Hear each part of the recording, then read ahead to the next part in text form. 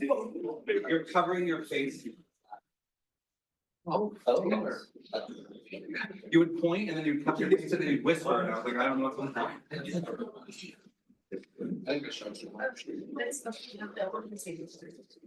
Yeah.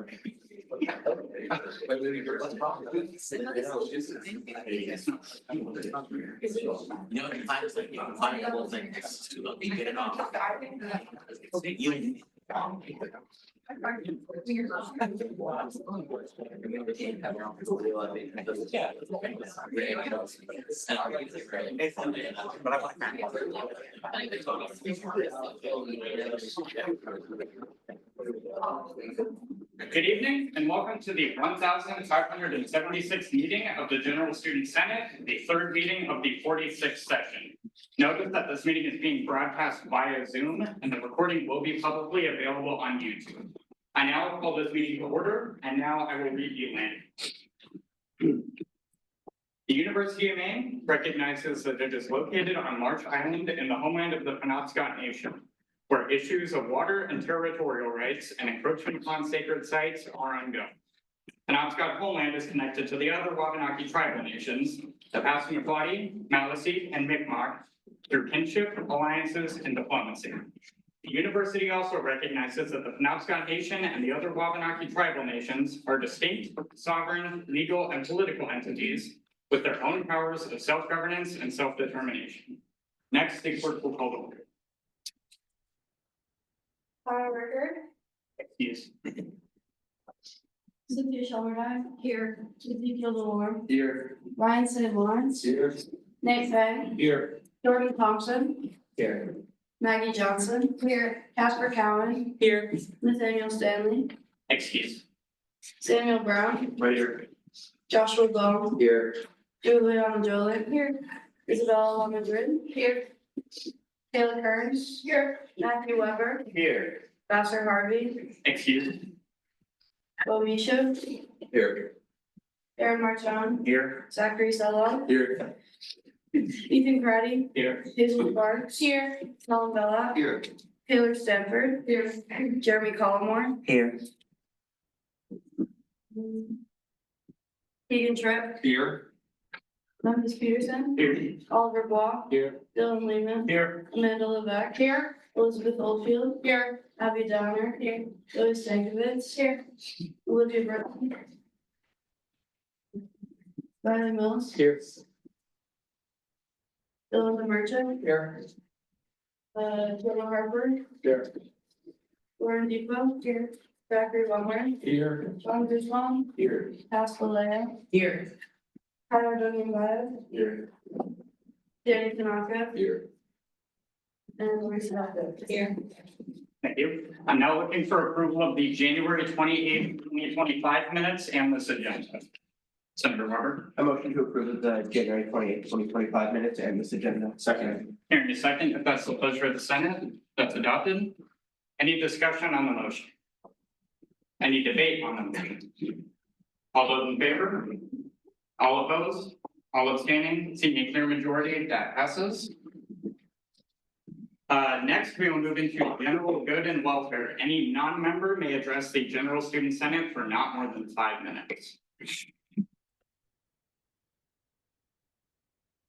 Seeing none, we'll move into new senators, officer appointments, and resignations. I'm now looking for a motion to suspend the rules to add Ray Vanderwood of Education and Human Development to new senators. Senator Weber. A motion to suspend the rules and add Gray Vanderwood to under education and human development. Do I hear a second? Hearing a second, that's the pleasure of the Senate, that's adopted. Any discussion? Any debate? All those in favor? All those opposed? All abstaining? Seeing a clear majority, that passes. Will the following please rise? Ridley Seward for the Maine Business School, Sky Van Beek for Environmental Life. What is ELHS stand for? And Ray Vanderwood for Education Student Development. We forgot our. Basically, no problem. Please raise your right hand and repeat after me. I state your name, I, Sarah Stewart, do solemnly swear do solemnly swear that I will support and uphold that I will support and uphold the Constitution of Student Government, Inc. the Constitution of Student Government, Inc. and all other rules and guidelines and all other rules and guidelines to which I will be held. to which I will be held. Further, I swear Further, I swear to well and faithfully discharge to well and faithfully discharge the duties of the office the duties of the office upon which I am about to enter, upon which I am about to enter, while representing my constituency while representing my constituency, and the University of Maine. the University. Congratulations.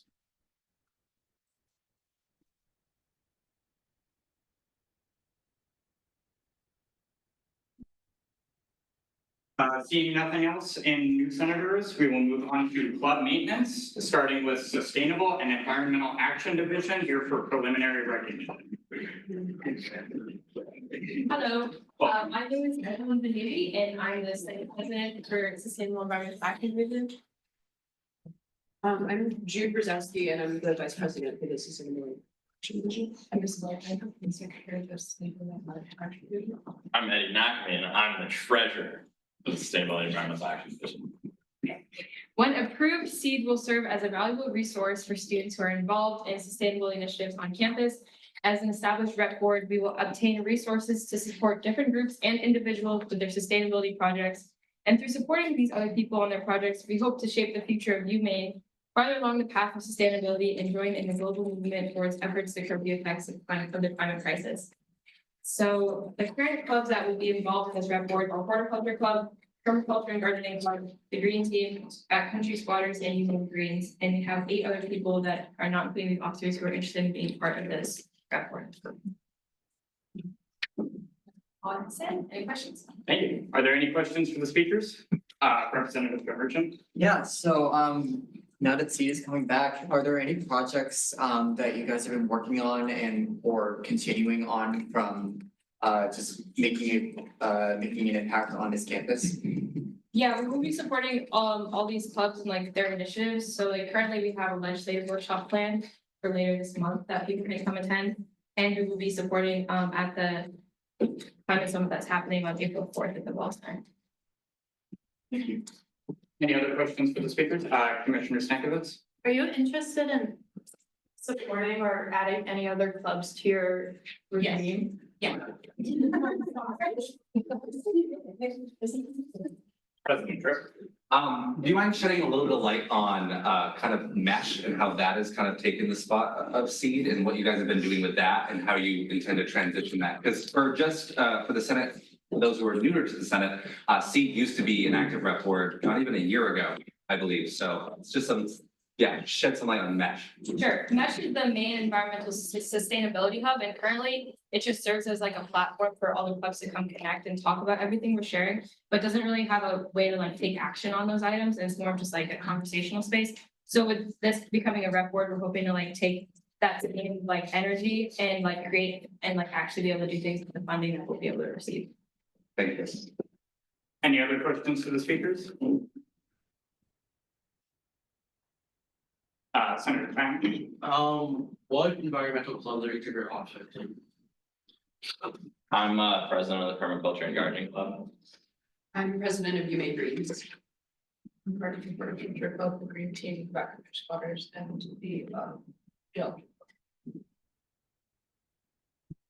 Thank you. Thank you. Any other questions for the speakers? Seeing none, what's the committee's recommendation? 4-0 on pass. I move to accept the committee's recommendation. Hearing a second, if that's the pleasure of the Senate, that's adopted. Any discussion on the motion? Any debate on the motion? President Tripp? Super duper exciting to see seed kind of coming back together. It's something that we started talking about and working on last semester. As our representatives have said, there has been an active community around the environmental groups on campus, just not one that has been connected to student government. So I think that is goes to show how much of a need for this there is. So I am in full support of approving that. Any other debate on the motion? Seeing none, all those in favor? All those opposed? All those abstaining? Seeing a clear majority, that passes.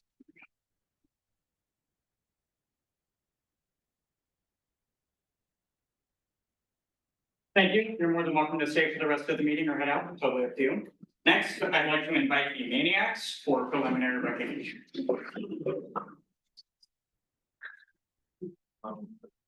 Welcome. Hi guys, my name is Nate Fang. I'm the Secretary of Maniacs. Any questions?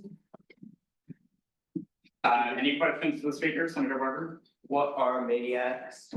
We are sort of like the student spirit group for the UMaine athletics, but specifically the men's hockey team. But we are working on expanding that. First the women's and then all the other ones. Representative Emerson? You guys do. What do we do? Yeah. Quite a few things. So the big thing is you'll see us, our president is the one who holds the big Civ banner, and you guys might know her, the Facebook people know her as Cue Card Girl. As for events, the big one that's coming up is this Saturday. We have fundraised to send 50 students, and these are people outside the club as well, down to an away game at Providence so that we can be loud at a different school. And to answer some questions from some people out there who might have some, we are not planning on requesting funding from UMSG. We partner with the athletics department, so currently all of our fundraising has been done through selling 50-50 at the athletics games. Sorry to Zach for taking your spot sometime. And we also have plans to do more traditional fundraisers like bake sales and jersey raffles, wall tabling. Thank you. Any other questions for the speaker? Senator Dorn? How many members do you have? We have about 10 to 15 that regularly show up to meetings. We meet every 2 weeks on Thursdays. And then in communication channels, we have upwards of 30-ish. Any other questions for the speaker? Seeing none, what's the committee's recommendation? 3-0-0. Senator Burton. And move to accept the committee's recommendation. Second. Hearing a second, if that's the pleasure of the Senate, that's adopted. Any discussion on the motion? Any debate on the motion? Seeing none, all those in favor? All those opposed? All those abstaining? Seeing a clear majority, that passes.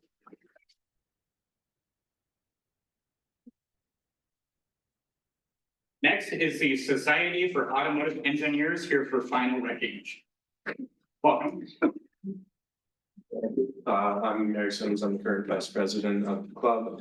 We're an organization under the mechanical engineering department, but we're open to all majors. We're primarily, the goal of the club is to participate in SAE national and international competitions, primarily the Formula and Baja series, where it's essentially a mock version of a real life race team where you have to design, build, and produce a vehicle to go to competition, including the engineering side of it, as well as there's the business side of finding money, sponsorships, that sort of thing. Thank you. Are there any questions for the speaker? Senator Pang? You mentioned competitions. Are you a chapter of a national organization? And if so, are there any dues or just in general with your club? Big dues. We have dues for the club itself, but we don't have to pay, officers have to pay dues to SAE International, but that's a $35 a year thing. And that's just for event coordination, but otherwise members pay $20 in dues once a semester. Thank you. Any other questions for the speaker? Senator Bone? What role does the Society for Automotive Engineers provide that say ASME would provide?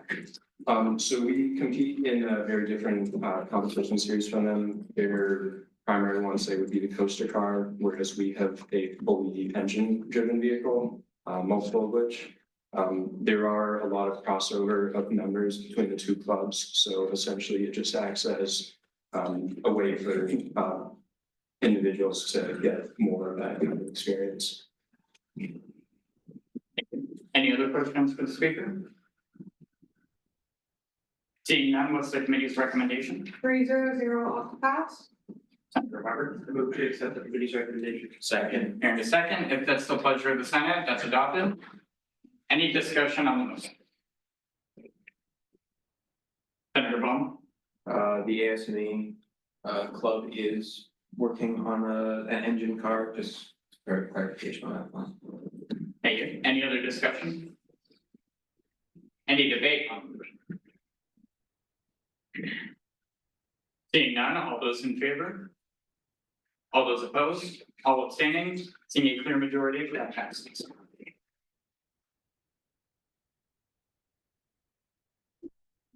Next is the Society for Microbiology, here for final recognition. Welcome. Hello, everyone. I'm Jasper. I'm the president of the Maine Society for Microbiology, and we play with germs. Any questions? Yes, the speaker, Senator Fang. How did E. coli night go? It went fantastic. Nobody caught E. coli, and everybody painted pretty pictures. Any other questions for the speaker, Senator Bowman? Do you foresee asking us for funding in the future? No. Any other questions for the speaker? Seeing none, what's the committee's recommendation? 400 off the pass. Senator Gurwan. I move to approve the committee's recommendation. Second. Hearing a second, if that's the pleasure of the Senate, that's adopted. Any discussion on the motion? Any debate on the motion? Seeing none, all those in favor? All opposed? All abstaining? Seeing a clear majority, that passes.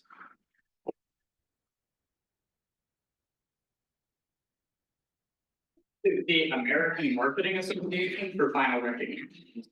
Welcome. Hi, my name is Logan Brower. I'm the Secretary of American Marketing Association. We're a club within the Maine Business School that is open to all majors throughout the university. And we provide a platform for individuals who are passionate about marketing so they can enhance their marketing skills, acquire leadership experience, and establish valuable connections with fellow students and industry professionals. I would like to open the floor to any questions. Thank you. Are there any questions for the speakers? Senator Bowman. Foresee asking us for any funding in the future? Yes, we will be asking for funding. We are planning on taking a trip to the International Collegiate Conference in New Orleans this spring. We are currently already making fundraising efforts and we've been doing very well. The business school is also giving us funding, but we will be asking state government funding as well. Thank you. Any other questions? Senator Zella. When do you guys meet? We meet on Tuesdays at 5 o'clock in DPC. Thank you. Any other questions for the speaker? Senator DeWarn. What are your fundraising efforts so far or what are you planning on, hopefully? So we've already been offering marketing services with the Maine Highlands, which is a tourism business in Maine. And we plan to partner with a restaurant business as well to gain fundraising. Thank you. Senator Sparks. What would happen at this competition? Like, what would you do? Yeah, so at this competition, there will be 7 of us that are traveling to New Orleans. 8 of us in total, including our advisor. And what's gonna happen in this competition is there are like multiple events throughout the days. We get to sign up and participate in these different competitions. Some of them are marketing strategy competitions. Some of them are like perfect pitch competitions or like video competitions. It's a really good way for us to gain experience with these marketing skills in a real practical way. Thank you. Any other questions for our speaker? Seeing none, what's the committee's recommendation? 400 off. Senator Weber. Move to accept the committee's recommendation. Second. Hearing a second, if that's the pleasure of the Senate, that's adopted. Any discussion on the motion? Any debate on the motion? Seeing none, all those in favor? All those opposed? All those abstaining? Seeing a clear majority, that passes.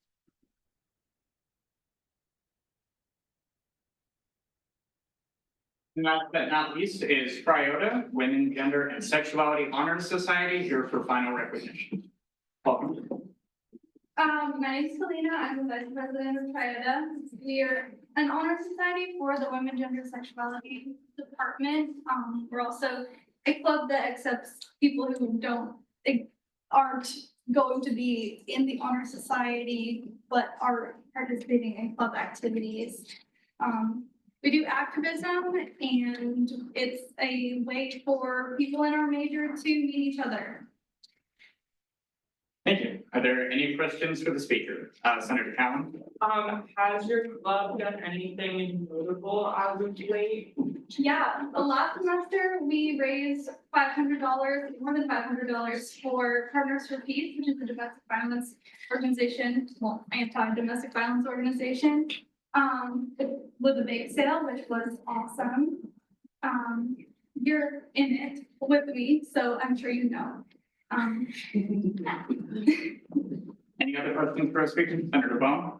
You see us, that's right, funding in the future. We don't currently have any big plans for anything like that. We have mostly planned to just do fundraisers on our own if we need money. Thank you. Any other questions for the speaker? Seeing none, what's the committee's recommendation? 301 on pass. Senator Kearns? I move to approve the committee recommendation. Second. Hearing a second, if that's the pleasure of the Senate, that's adopted.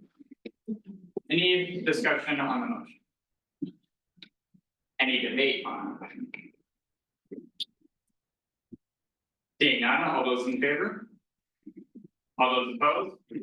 All those abstaining? Seeing a clear majority, that passes.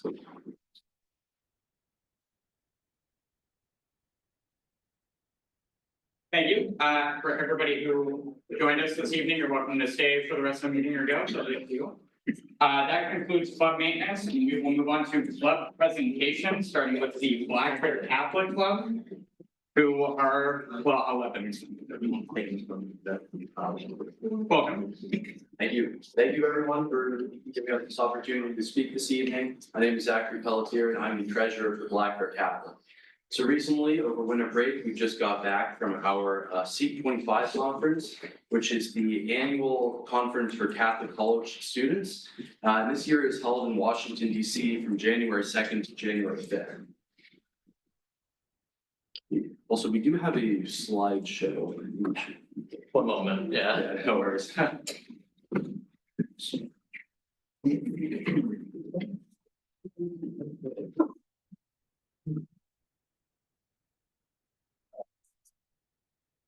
Great, thank you.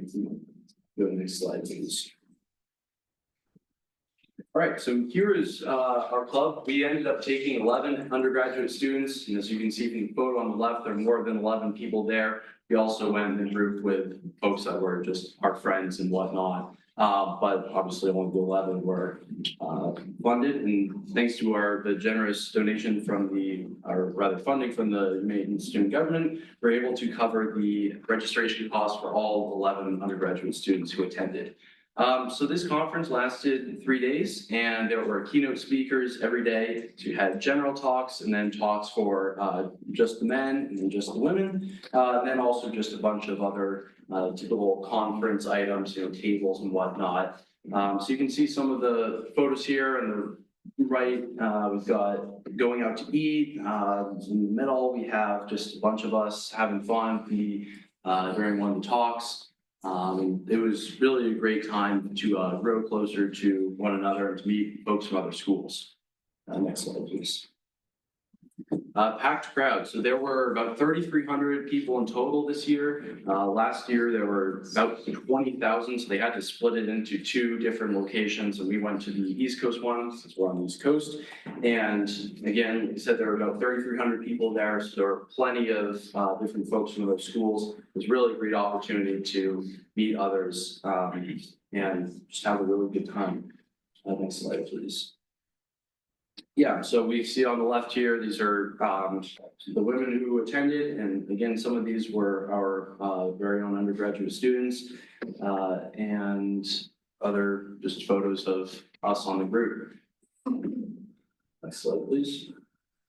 I'll just read off a couple of stories here, a couple quotes here. One, he provided me with a beautiful opportunity to encounter the love of God and be overwhelmed by his goodness yet again. It was a beautiful chance to rest and receive from the teachings of the church and love of our community.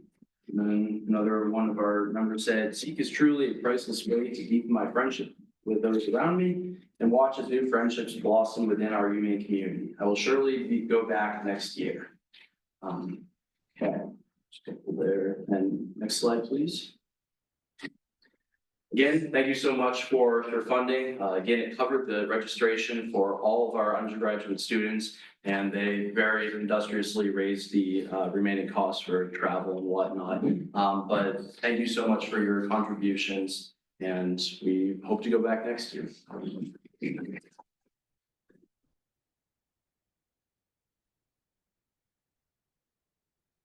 Thank you. Are there any questions for our presenter?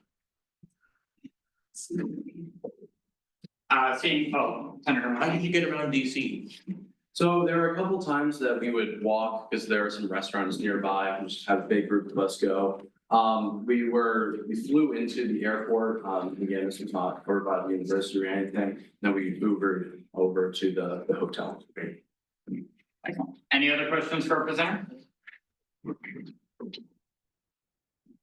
Seeing none, well, I'd like to thank you for making the time to share your experience with us, and we hope to see you again. Thank you. Thank you.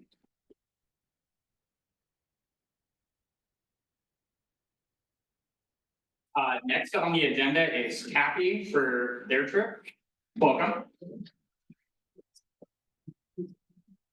I'm Jackson. I'm the freshman representative for Tappy. And I'm Joseph. I am the treasurer for Tappy. Just a little overview of Tappy. Tappy is the technical association of the pulp and paper industry. So we're mostly engineer related, well, entirely engineer related, but mostly chemical engineers as well as some mechanical and a couple of electrical engineers. Yeah. We represent all kinds of engineering. So Tappy recently went on a trip to St. Petersburg, Florida for the Tappy Student Summit in 2025. This was primarily a networking event to connect students to industry professionals and also future colleagues. It featured many notable speakers, educational talks with applicable skills and generally useful knowledge for thriving in the industry. There were also engineering and trivia competitions, which were aimed at team building and meeting new people from other universities. Some of the takeaways, strengthen connections not only within our club and with other clubs, but sort of generally with the industry as a whole. Many of us formed lifelong bonds, especially, going into the industry. We're going to be working with a lot of these people in whichever companies we go to work for, especially if we stay in the paper industry, obviously, but these are people who will be our peers for the rest of our lives. So it's a great opportunity to meet them. And for some of us, reconnect with them, but for a lot of us, all of us, this was our first time going on this trip. So we were fortunate to all have a sort of first chance to meet all these people, and hopefully we'll continue to do so. And we've came back with a lot of refreshing ideas on how to sort of reinvigorate our own club based on how other clubs from other universities are operating. Sure. Other than that, we just want to clarify, you guys funded our hotel stays on St. Petersburg, and we wanted to come here and thank you for your funding for that, and we'll open the floor for any questions at this time.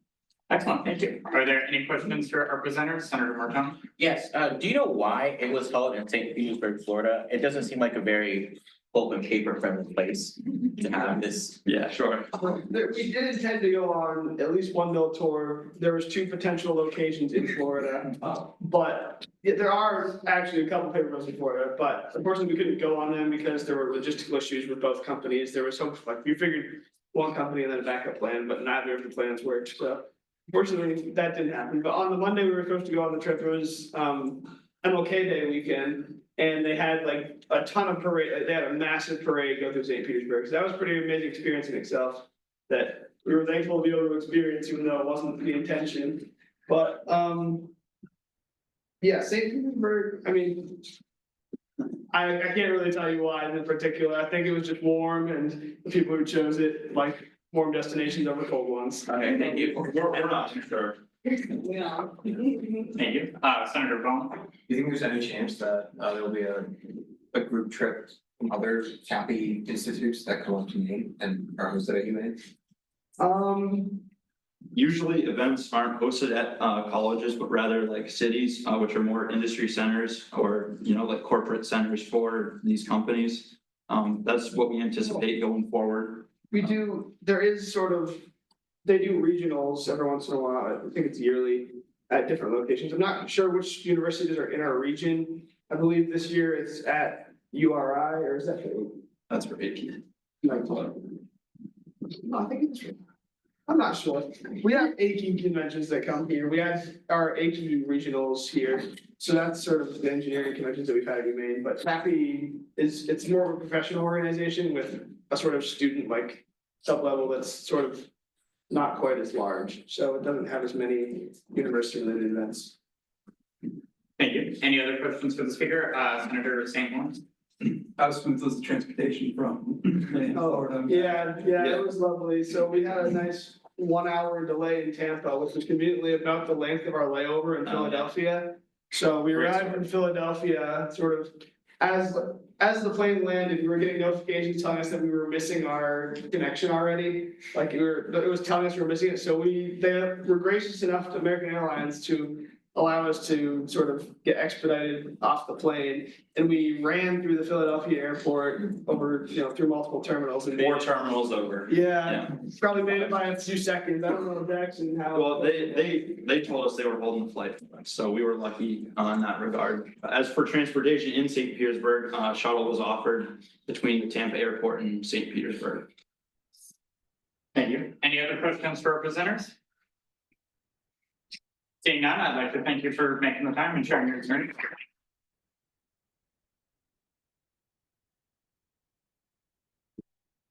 And that concludes club presentations. There's nothing on the agenda for guest speakers, so if anybody has any ideas or suggestions on who they would like to come give a short presentation to student government, feel free to reach out to either myself or Vice President Woodfield, and we can facilitate that. Our new Title IX Deputy Director, while new to the position, not new to the Humane Community, Cam McDonald, is scheduled to be here March 11th, I believe. So any other ideas for the weeks ahead, I'm all useful. Next, we'll move into executive reports. Questions will be open to non-members, starting with the president and UMSG. All right, a few housekeeping things. Number one, cabinet is from 8 a.m. to 8:30 on Wednesdays. Trust me, I am just as disappointed, but that is what worked. So if you're a member of the cabinet and you cannot make that time, please let me know so that we can get something else figured out. I'm going to be kind of holding the requirements for cabinet a little bit more strict this year, this semester. So just let me know and we'll try to work it around. Yes, we have the Beat UNH shirts have been confirmed and we have that all set up to give away at the Friday night game, which is something that we do annually. We're going to give away 500 shirts. So in the line. So if you want to be one of those first people, get there early. Old business. Tomorrow is our first town hall session. Donuts with the deans. That'll be 3 to 4:30 in this room. Dunkin' Donuts because our specialty donut place was closed. And Dean Sedelko, Advisor Sedelko will be there along with our new interim dean of students, and Andrea Gifford, who has taken Dr. Dana's spot. So please come if you can, come with some questions. They should have a little presentation and it should be a good time. Update on the syllabus bank, myself and Senator Peterson, Senator Thompson met today to discuss the next steps. He will be meeting with Provost Marzilli and I will be sending the report to the Faculty Senate's Academic Affairs Chair, but we will keep you updated on that as that moves forward. In terms of new business, myself and VP Peterson had our senior administration meeting. We gave updates on the upcoming spring concerts, student activity fee stuff, electing our Senate leaders, and the upcoming executive elections. We also discussed the issue of snow removal and raising concerns about safety and accessibility in that. It's both of those issues. The Vice President Sparks did also say that she was disappointed with the snow removal, so it does seem that there are conversations in terms of improving that, and also a greater conversation about the university being a little bit more honest about when it should have delays and closures when it comes to snow removal, because students need to be able to get to classes, and that should be the first thought there. So we will keep kind of a pulse on that. And finally, we also discussed a few things that had to do with the White House administration and the executive orders that are affecting pretty much everybody everywhere. And the kind of plans in place that the university is doing to kind of manage and as those come in and reacting as such. So myself and VP Peterson will be keeping a pulse on that as well. And I've also tried to set up a one-on-one lunch with the two of us and President Freddie Mundy, just because we haven't had one. And we did one last year with myself and Michael, and it was really productive. And sometimes you have a little bit more honest conversations over dinner. So I think it'll be a good one. And that's, one last thing. I had a meeting with disability on campus. It was lovely. We're in talks about creating a rep board titled Accessibility on Campus. I think this is a long overdue thing, and I'm super excited about that, but I'll wait as we move forward with that to have more info, but do look forward to that. And I have a follow-up meeting on the 10th with them to continue that conversation. And that is the end of my report. Can I point a privilege? It's cold in here and I'd like the window behind me closed, please. Can someone deal with that noise? It's actually kind of hurting my ears. Does our director of technology happen to know what's making that noise? I also have no idea. We can help with the.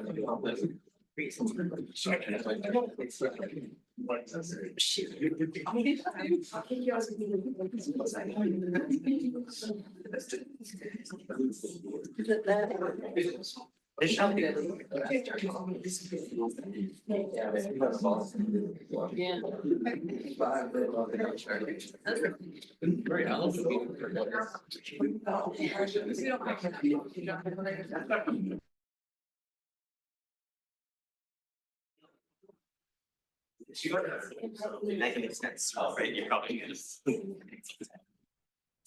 We will now reconvene. Next on the agenda is the consent agenda with EBC 156 for the American Society of Mechanical Engineers and EBC 157, the class of 2025 council.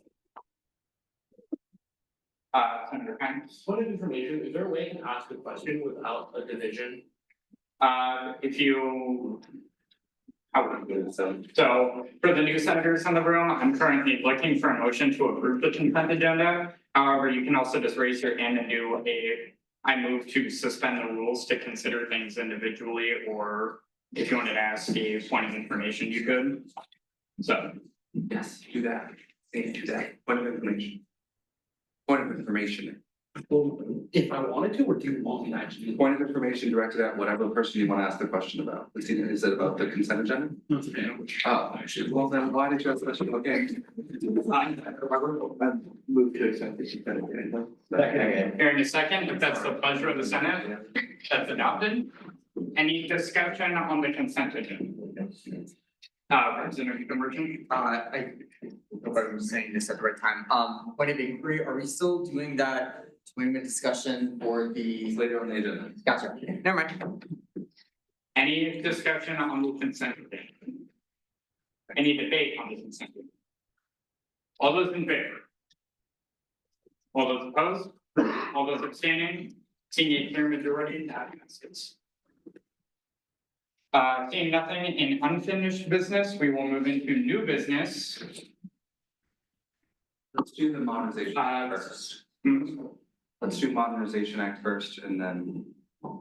I'm looking for a motion to suspend the rules to consider POL 159 at the top of new business. Senator Warren. I move to suspend the rules and consider POL 159 at the top of new business. Second. Here in a second, if that's the pleasure of the Senate, that's adopted.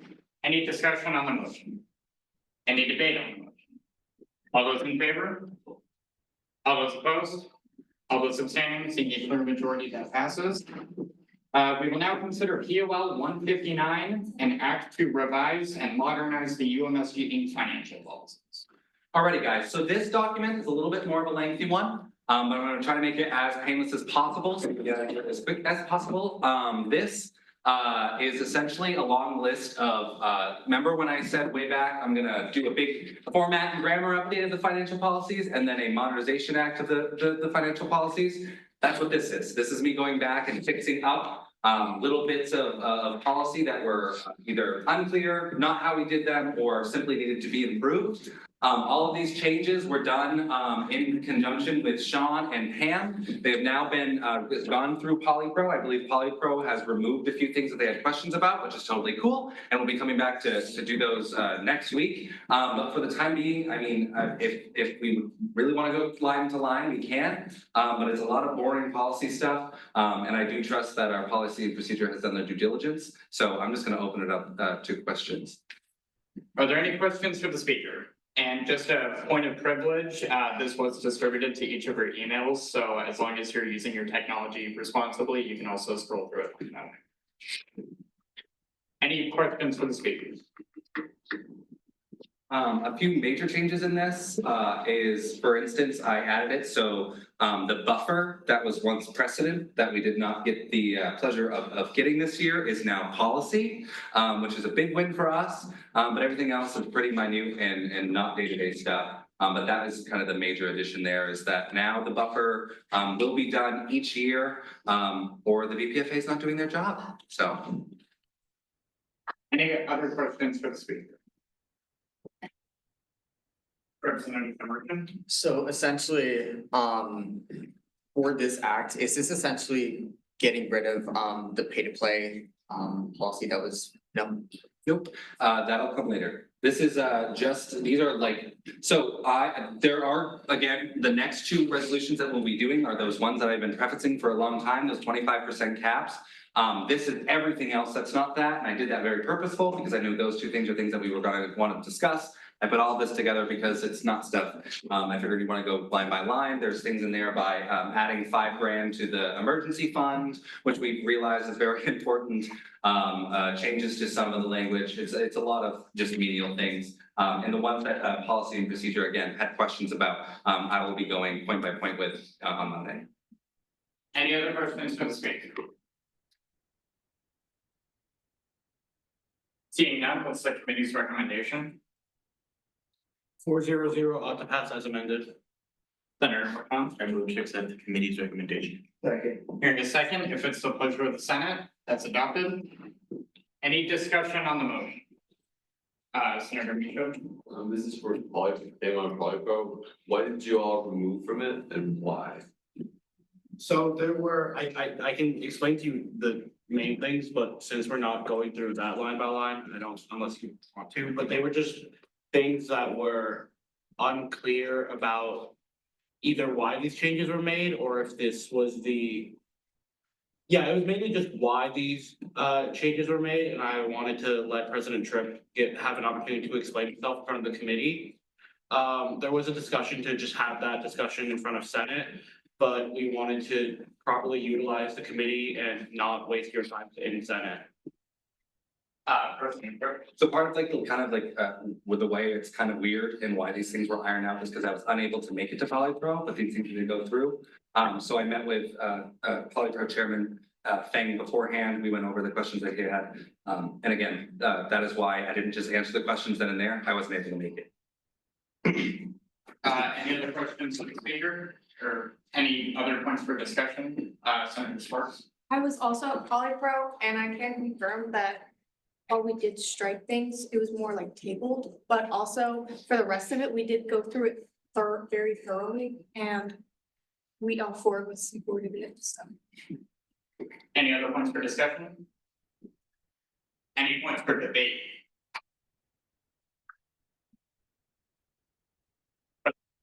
Not a debate, but this is a huge thing that we are getting done. Ironing out these documents, this is one of many that we'll be doing. You'll see the SORP as well soon. That's coming in next week.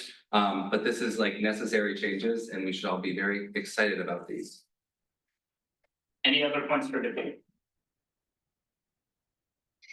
Seeing none, all those in favor? All those opposed? All those abstaining? Seeing a clear majority, that passes. Next, we will consider POL 158. Hey, this is the fun stuff. And I do have changes to this, so I'm gonna need you to hold on a little bit with me here. But This first one, now titled the Fiscal Responsibility Act, because apparently Tripp didn't have a good ring to it.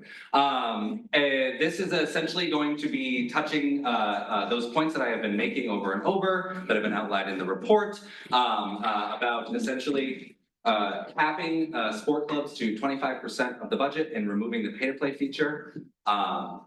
I'm pretty sure most people are up to speed on this, but to give a little bit of a history, the tier funding is supposed to be the way that we kind of project the amount of money that we'll be spending on sports clubs, and this also allows them to kind of get their first bite of the activity fee straight up, and they can get up to the tier maximums. There was a change made that on top of those tier maximums, they could also request additional funds for a wide range of things, practice space and all these things. All of these things were stuff that was also supposed to be covered under the tier funding, right? So it created a little bit of a redundancy in terms of the tier funding and why it exists, but it also allowed sport clubs to find themselves with roughly 36% of the entire student distributive budget. So that's the budget without our compensation and overhead, the money that we like give back into the community, including our entertainment. They found themselves at around 36%, and that's only around 17 clubs. We have 200. It's inequitable. So this is addressing that. It kills the pay-to-play program and replaces it instead with the stipulation of about the Part O becomes the sport club funding cap. I want this to be very clear. This is about the annual budget. This applies to the annual budget. This does not disallow sport clubs the next year to attend EDC and request more money. So really what this is about is it's about the way that we promise our money. So if you think about it right now, this Senate will be making the budget for the next Senate. You all know very well what can happen when a Senate makes a budget for you and you're left with working with that in a deficit like we have been. So not a deficit, but almost. So what this does is that this kind of covers that gap. It disallows us from promising more than 25% of our distribution budget to sport clubs before the year even begins. And it will scale them down if they ever reach that 25% cap. This is also returning the tiers to the previous tiers that were before the tier raise was made. Once again, under the guise that we would have a lot more money without that buffer. But this also is stipulated that in the event that the activity fee raise goes through, that the tiers will be returned to 10 grand maximum, as it says right here. In the event of a raise, the student activity fee in the year 2025 of $22, which we can talk about. This clause is null and void. Sports clubs must return next year to readjust their budget. So this allows them in the event that the tiers don't end up going back down and come back up, they can just come back to EDC, get the rest of that money, and everybody is good, but we're not caught with our pants down in the event that their activity fee raise does not go up and we don't have the money to give them. So with that being said, are there any questions? Are there any questions for the speaker? Senator Baum? Does section O is listed under, is that the section that talks about the budgeting process? Which one? Like it says it'll be added to section O or. Yeah, so section O was originally the pay to play. So what I did is struck everything from it and then rewrote it to be the sport club funding cap. And this language, there's a few changes I have to make to it, which I will make once we get to debate, and I'll tell you why. But these, this is pretty much also written in the same verbiage as the next one too. So these caps are written the same. And again, these are 25% caps for the annual budget. Both anything that I'm putting a cap on tonight can come back to EBC the following year when we know what the unallocated really looks like, and then EBC can make that decision. Any other questions for the speaker? Seeing none, what's the committee's recommendation? 400 ought to pass. Senator Dorn. I move to approve the committee's recommendation. Second. Hearing a second, if that's the pleasure of the Senate, that's adopted. Any discussion on the motion? Any debate on the motion? Senator Baum? I feel like just to avoid any confusion in the future, where it says the total tier allocations for sports clubs, after that, it should say during the annual budgeting process, just to make sure that the when it says total tier allocation, even though tier is kind of redundant to that, just to hammer home if anybody, it's just a senator who knows in the future will understand it better if you say that it's during the annual budgeting process. So that means that in concrete form that they can get more funding later on at a later point through EDC. I hear you. The tier funding is exclusively an annual budget process. Well, and like also when I was looking at the next one, which is not what we're debating, so you can hammer me down if you want, but that one, I also feel like we should change it to where it just says during the annual budgeting process. And because that is not specifically just for, you know, an annual budget process, they can also come later. So just to keep them in line with each other. Almost, okay, verbiage, I like that, yeah. I have a few changes to the verbiage as well. Any other points for discussion? So maybe we do them all at once, Josh. Any points for debate? Okay. President Tripp. Few things need to change. Number one, I think we should strike the specifics of the activity fee raise. It doesn't need to be $22. I think I just threw that in there. I don't know. I was looking at it afterwards and I was like, that's not specific. It doesn't need to be the $22. Really, the $11 raise, as we said, would sustain that funding. So it should just be a activity fee raise. So I would strike that. I would also urge a senator to in section O, sport clubs, to put the words excluding compensation between the words UMSG budget and for the upcoming upcoming year.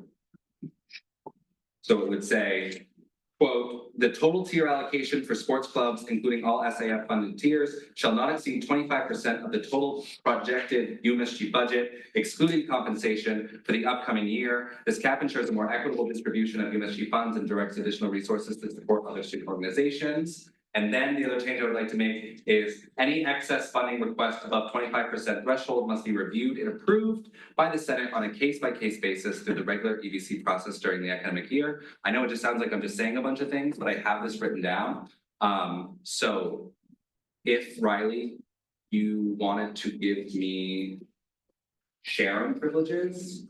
Yeah. I can show you the new verbiage in a better way. And then maybe we can co-write it all right now, and then on my version, you see what I mean?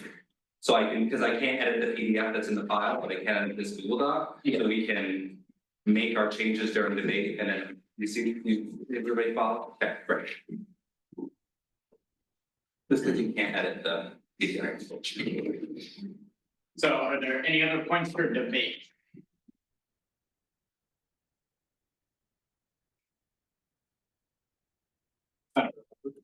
Can I make a motion to suspend? Just amend the document to read, to strike the activity fee raise and just make it a raise of the activity fee, strike the $22. Do I hear a second? Sharon, a second, if that's the pleasure of the Senate, that's adopted. Any discussion on the motion to amend? Any debate on the motion? Seeing none, all those in favor? All those opposed? All those abstaining? Seeing a clear majority, that passes. The document will now be amended where the $22 is not based. Senator Bohm. A motion to amend the resolution to include excluding compensation after in the section O resolved where it says the total projected UMSG budget, then add excluding compensation and then for the upcoming year. Second. Hearing a second, if that's the pleasure of the Senate, that's adopted. Any discussion on the motion to amend? Any debate on it? Seeing none, all those in favor? All opposed? All abstaining? Seeing a clear majority of that passes. Any other points for debate? Okay, so this is the new language here. So that's what that reads, correct? Oh, yes. Great. And then down here was the intended language, but Josh, you wanted. Or did you just make my changes or also your change? We didn't make the last change. Okay. What last change did you want? You wanted to add, yeah. So just so you know, we struck in the $22, which you just showed. We also struck or added in excluding compensation. Okay, so this is what this is the next. Any other debate? Senator Weber? I'd like to make a motion to amend the report and add after support other student organizations, add any excess funding requests above 25% threshold must be reviewed and approved by the Senate on a case-by-case basis through the regular EBC process during the academic year. Second. Hearing a second, if that's the pleasure of the Senate, that's adopted. Any discussion on the motion?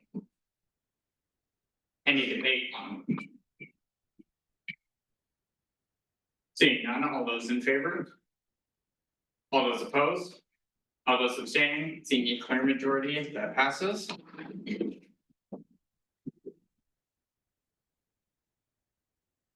Any other points for debate, Senator Bone?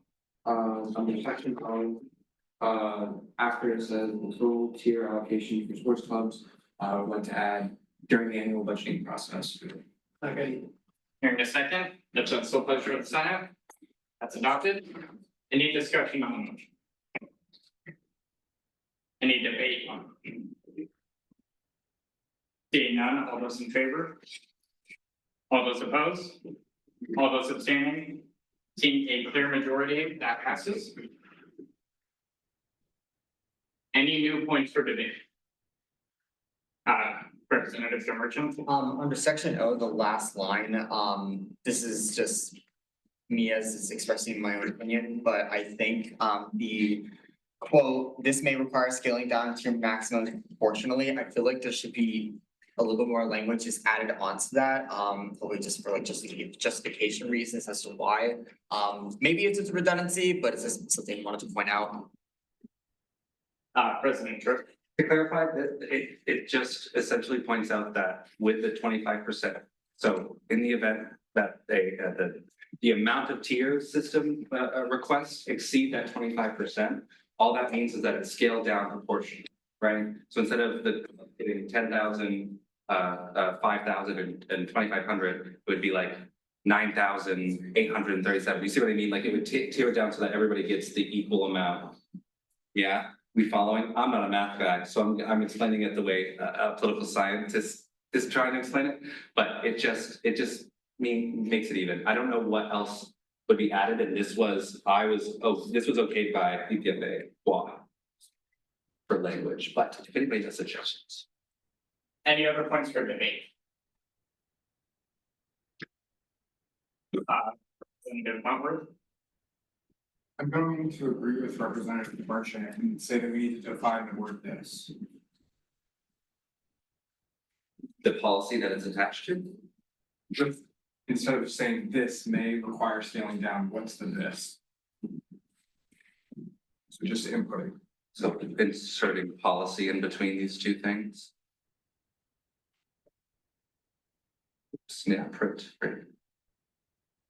Policy like that.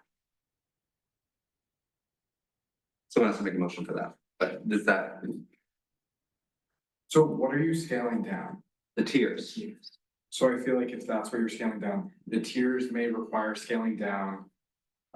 it says the tiers, it's written. No, you're so right. That's such a long day.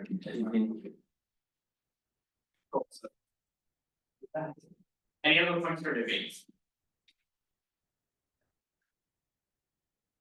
Seeing none, all those in favor of the amended document? All those opposed? All those abstaining? Being a clear majority, that passes. Just a point of order, I will say that this is a lot and a very hefty document that changes a lot of stuff within student government process. As vice president, if I had known that so much more work needed to be done with this resolution, I would have referred it back to committee and not put it on the agenda. So just for the new chairs in the room for the rest of the semester, make sure that you really are embracing your committees and communicating with the authors of these resolutions. Otherwise, I'm going to ask you to withhold them so we can make sure that it's not just the Senate writing policy. That being said, we'll move on to POL 160. Great, same thing, but this is about the student entertainment. To kind of clarify on why these things were ironed out in committee, these things were brought to my attention by Pam earlier about clarifying certain things. So they were last minute changes, so I apologize for that, but they were already on the agenda. And I figured we want to get these done. So, same thing, I should probably have, instead, you guys should pull up, or I'll pull up the actual version that's currently existing. So that would be here, no, that would be here. So this does a similar thing. This one I'm gonna read through because it's a little bit more of the reasoning is important. So whereas President Tripp has highlighted the issue of inequality in the current UMSG budgeting system, whereas if UMSG is going to take steps to solve the issue by budgeting student organizations, it should also ensure that its internal funding is scrutinized equally, whereas 25% of the budget is already an incredible amount of money for any one group to be given, internal or not. And whereas this would only tighten the student entertainment budget during larger financial hardships, at its discretion, the Senate could allocate more funds to the division throughout the year. This act, in addition to Part 1, would return the unallocated to roughly 33% of the annual budget. And resolve that Part 1, Section P be added to the financial policies and read as follows. All of this is correct, except for the fact that I also need that excluding compensation line added, and that's it. Same thing. Thank you. Any questions for the speakers? Senator. Where would you like us to add the excluding It compensation? would be the same spot, so it would be in between budget and for the upcoming year. It would look like this, and that is the only change to this document needed to happen. Any other questions for the speaker? Representative Overton? Yes, the last section, for like the last results section, quote P, student entertainment cap, what does that stand for? Is it supposed to be section P or? Yeah, Part 1, Section P to be added to the financial policies. And, I think a senator should probably amend that, because isn't that supposed to be like stating that, like section 1? Oh, gosh. It does, Part 1, Section P be added to the financial policies and shall read as follows. And then Section P, student entertainment cap. Sorry for that. So that means that all of the letters were taken up till P, and then I added P after it. Any other questions for the speaker? Representative Blair? I understand what Representative Richmond is saying. In the previous thing, it said the word section O at the start of the section. In this one, it just says the letter P. That's what he's saying. If you compare. Just to keep with uniformity. It will go in as whatever the document, the structure of that document, you see what I mean? So if it says section, it'll go section, if not, it's P, but that is more so just a labeling problem. But yeah, we will fix that post. Any other questions for the speaker? Seeing none, what's the committee's recommendation? 4-0-0 ought to pass. Senator Markowski. I move to accept the committee's recommendation. Second. Hearing a second, if that's the pleasure of the Senate, that's adopted. Any discussion on the motion? Senator Misha. How does student entertainment feel about this change? I'm gonna reserve that for debate, if they should. Any other points for discussion? Any points for debate? Did you want to? Previous question, if you want to answer. I mean, personally, as somebody who is deeply passionate about student entertainment, it's never fun to see a world where we're capped and treated the same as a group that serves less people than student entertainment, which serves the whole campus. But I very much agree with the precautionary measures of this resolution and understand like why it is being put in place to protect the unallocated. Any other points for debate? Senator Long. I move to add excluding compensation after a 25%.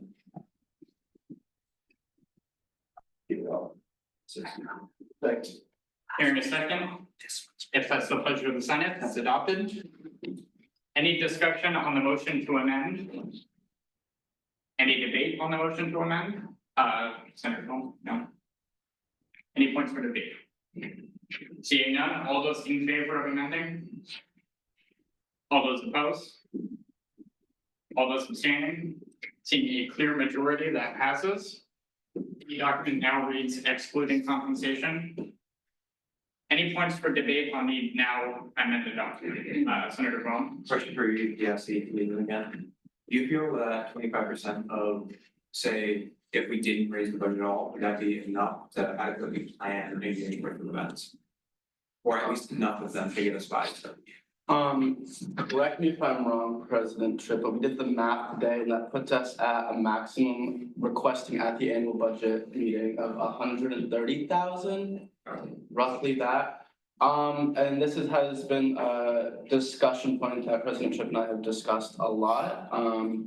There would be major changes to student entertainment. We would possibly move, no, we wouldn't possibly, we would move down to one show. The one show would be bigger, and then really from there, all else we could do is movie tickets. And then maybe some other events here and there, so it would be a huge downscale. Any other points for debate? Senator Brand. I have a question. What is the percentage that this year's?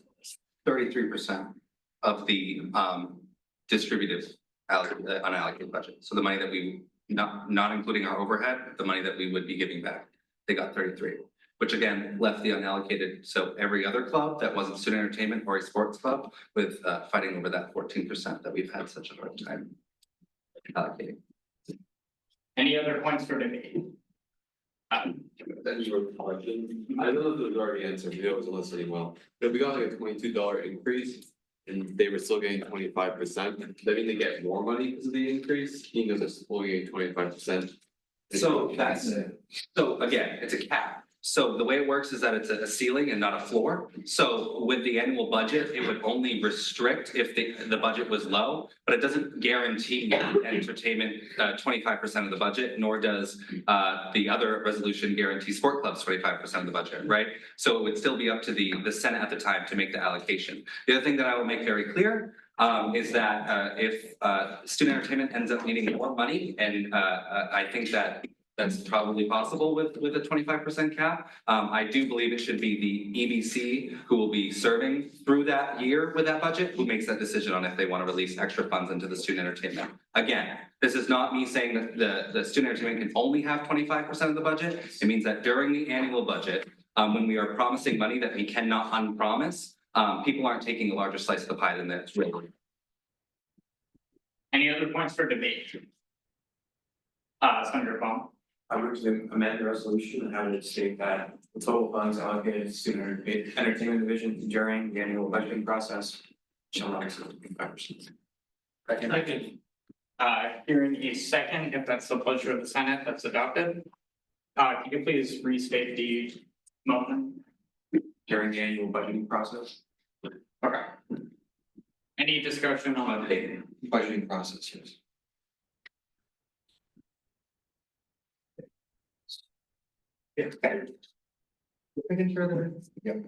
Any discussion on the motion? Any debate on the motion? Seeing none, all those in favor? All those opposed? All those abstaining? Seeing a clear majority, that passes.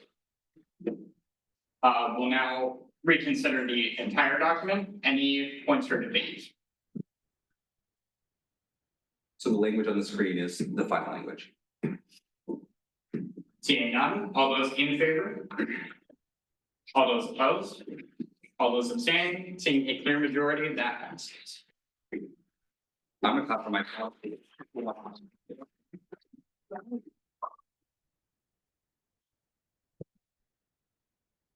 now move on to a 10-minute discussion on the student activity fee with President Britt. Okay, so we've done the policy part. It's done now, which is super exciting. This means two things. Number one, hopefully our financial policies aren't going to continue to flip-flop, and BPFA WA and CAM can finally work on solid ground that is now up to date and not written awful and terrible. And now that we've successfully put in three major things, the two caps protect the activity, the unallocated, as well as the required buffer. There's only one thing left financially that we need to decide on, and that is how much money we want to send to the student body.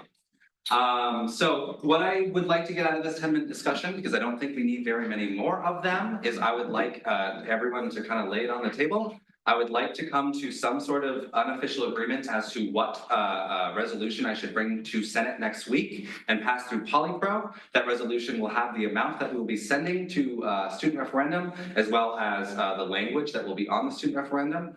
I'll either pass that this week, or I'm gonna try to pass it next week, but if for any reason we get pulled up tonight, I understand, we need to iron this out, but I think that we need to iron this out.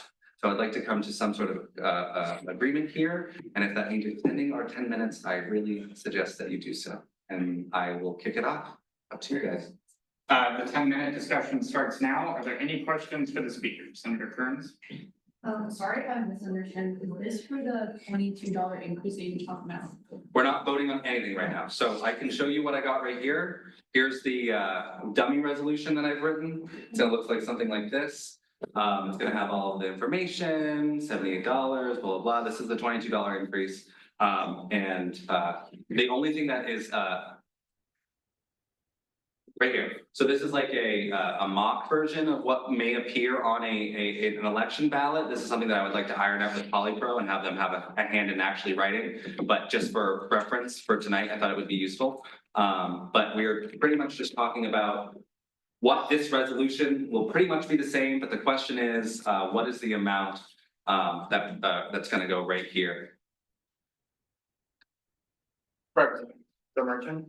This isn't a question, but more of like a statement to the general body, that's fine? That's what we're looking for. So, I at least just want to throw my hat in the ring with it, if we're just giving support for a $22 raise.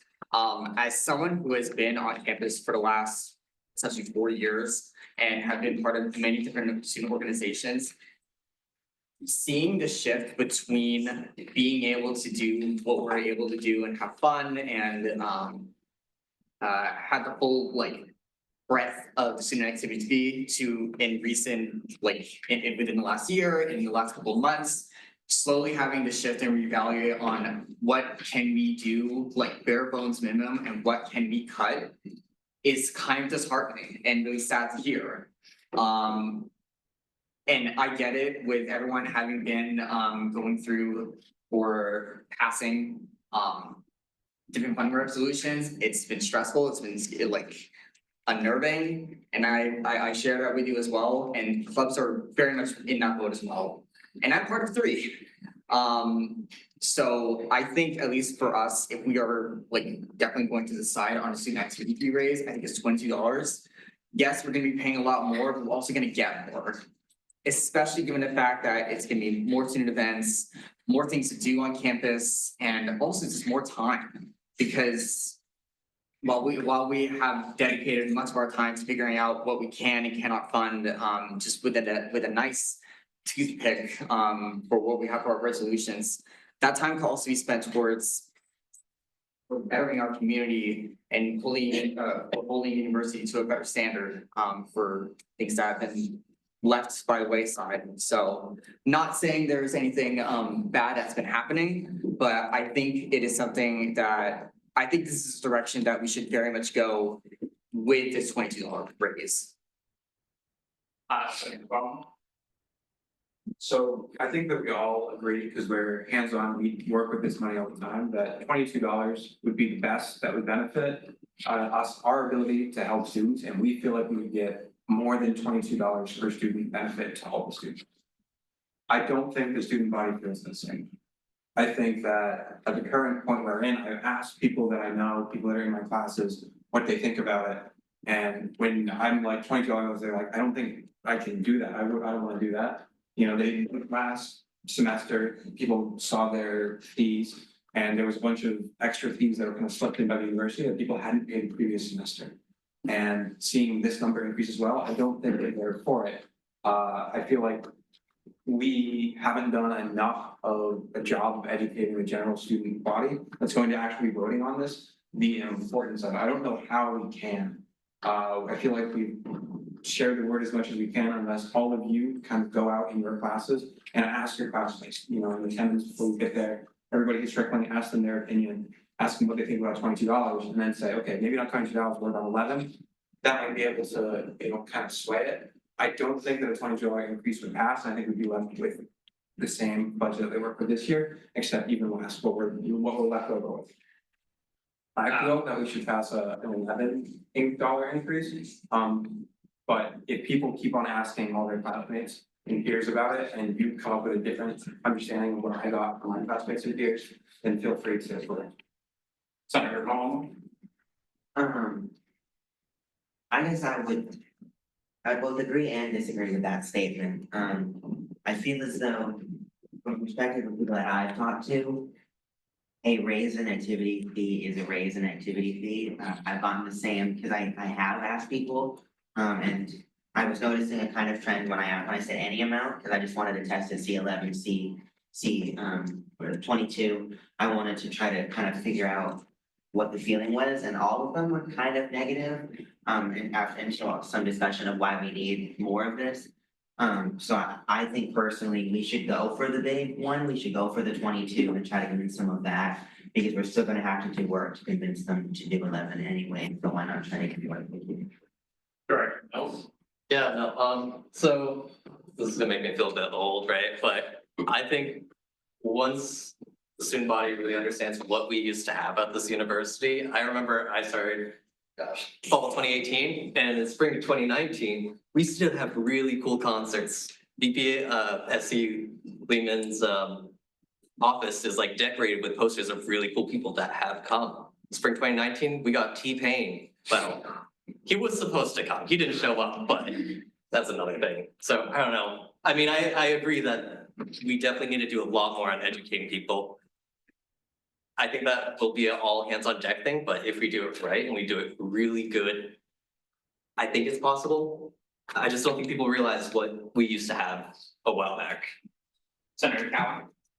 Echo several of the previous speakers. I don't think the student body, like as a whole, understands what their money goes to.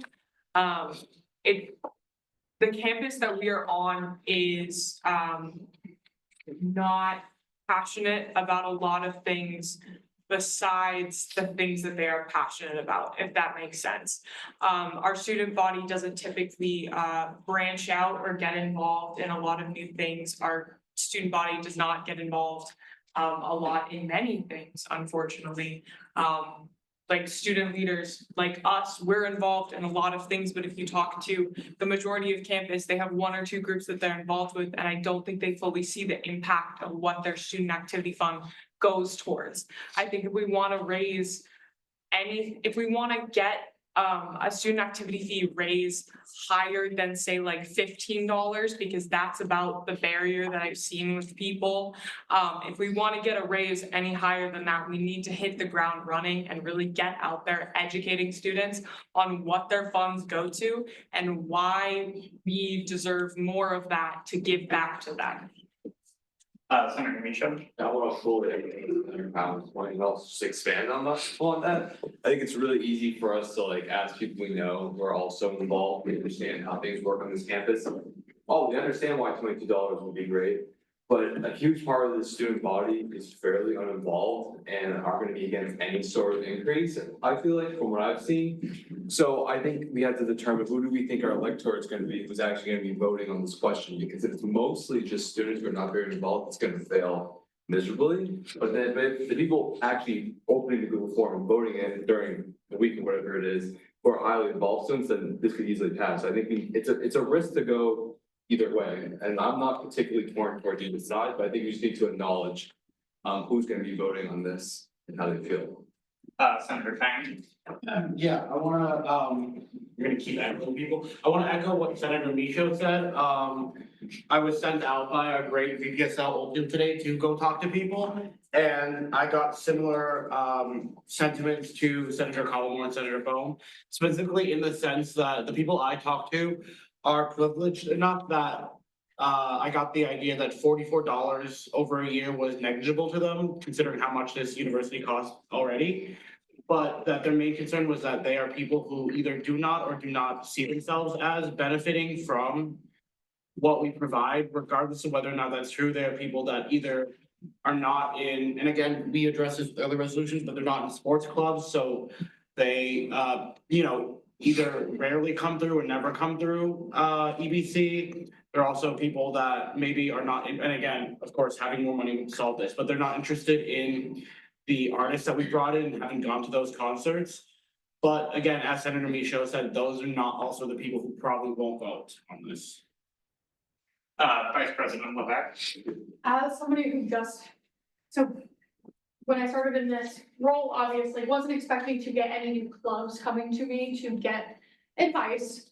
I, as of late, have been getting more and more people who are actually interested in starting new clubs.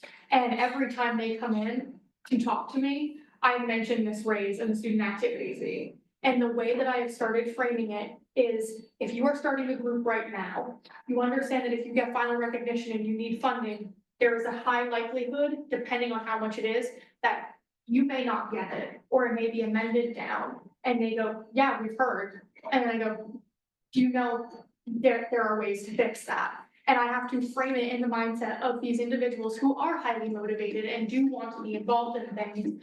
I feel like I do agree with everybody's point of view that there are plenty of people on this campus who don't know, but the people who are highly involved are in support because they know that this is going to benefit them. And unfortunately, if they don't understand it, the only way to get through is by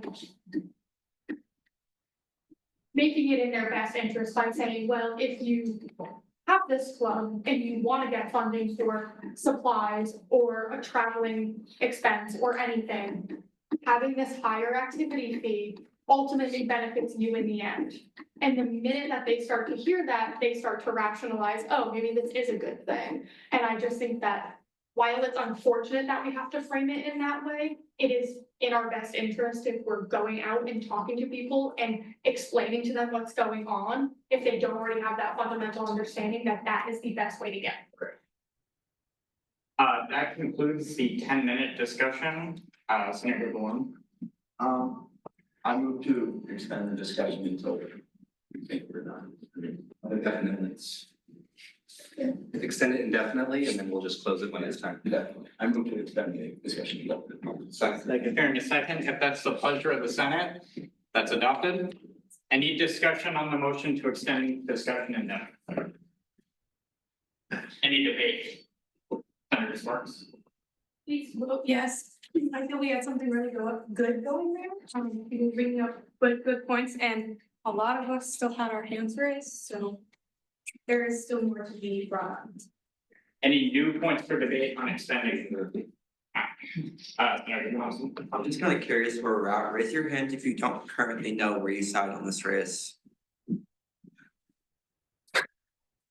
Any new points for debate on extending the discussion?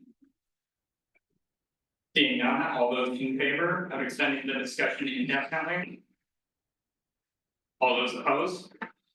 All those abstaining? Seeing a clear majority, that passes. That we can restart the 10 minutes, and with that being said, I'm going to cede the chair to the policy and procedure chair, and I'll be. Me? Yes.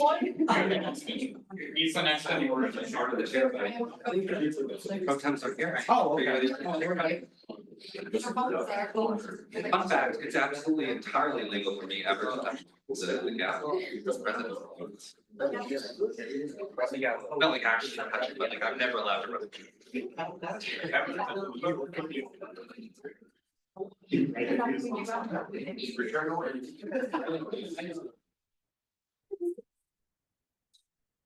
There's no trip. Okay, I'm just gonna preface this just to keep it going. So something that I hear and I've heard again and again, and what is true. I obviously have an opinion on this. I get that. I'm not gonna drop that. I'm the president. I'm gonna keep saying it, but whatever we pass tonight or tomorrow or on the 18th, and those are the only 3 times we can do that. Whatever gets passed is what I'm going to run with. Whatever you put into my hands, whether it is what I want exactly or not, I'm going to push the student body harder than I have pushed literally anything.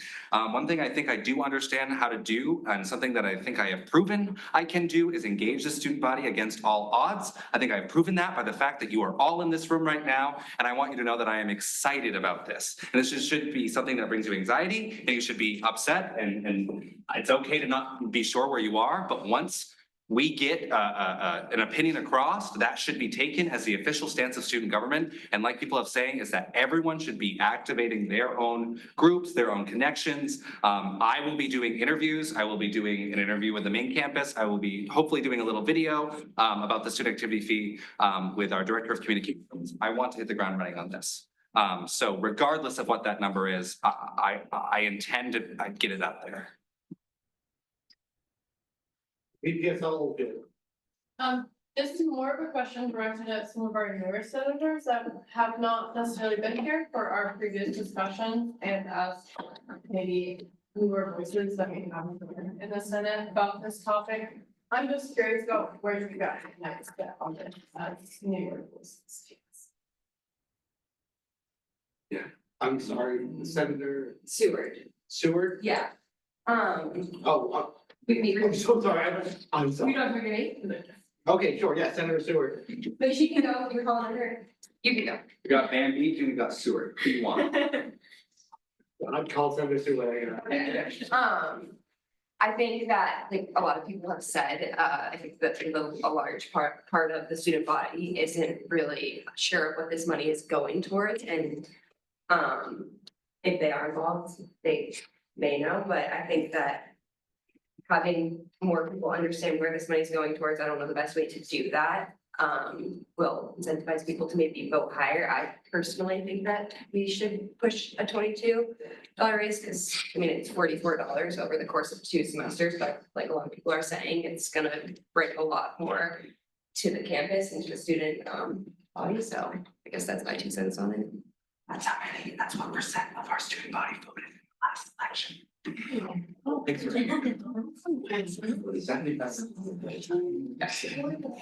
More? Oh, way more than it used to be.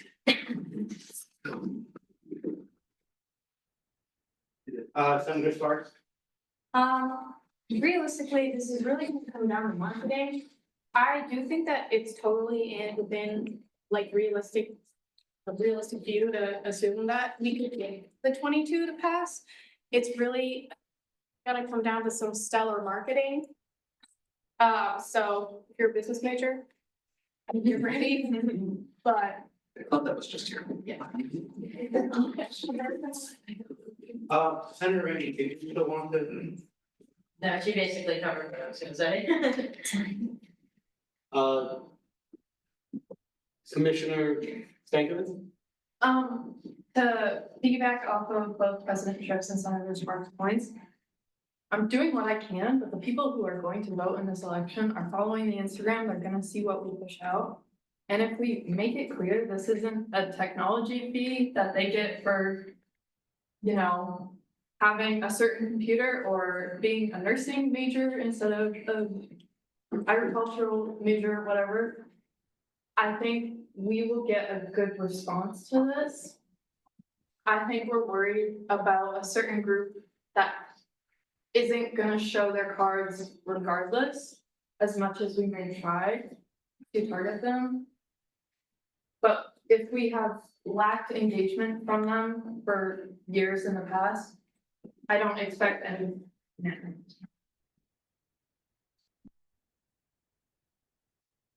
Vice President Peterson. Please gavel me down if this is a point that's already been made, but I'm gonna play devil's advocate and say that I have seen almost no strong evidence that people would be against raising it $22. Now, granted, as a poli-sci student, I fully understand that 7.5% of people voting are probably the fellow student leaders that we interact with the most. How many people have come through EBC this year and been told to brace themselves that their budgets are not going to be fulfilled or their requests aren't going to be fulfilled? Now, what are the odds of those being the same people that are going to vote in our election because they understand what student government is? Even when people do seem a little skeptical whenever I mention the $22 or $44 a year, literally all that I have to do is explain to them that's $44 that you pay for access to a free concert and a free comedian and free legal consultation and all of the other literally dozens of resources that student government provides. So I think that it would be best for student government to really just double down and go with the $22 because I've talked to President Tripp about this, but when you start giving people too many options, when it's the government's job to be the delegates and trustees of their constituency. All that you're gonna do is confuse them, and that's one of the weaknesses of democracy. So you need to tell them what their options are. And you need to explain to them why, so yes, you might still have to sell it to some people. But the people that we're selling to that are actually going to respond are direct correspondence with student government. That's what I mean. Representative Bolea? I genuinely think the biggest thing holding back the PR of the $22 is the fact that it increases to 100, because it brings it up to 3 digits. I still think we could make it with 22. I think we could make it work, especially in the ways we frame it, especially if we keep talking about it as a $22 increase and not an increase to 100.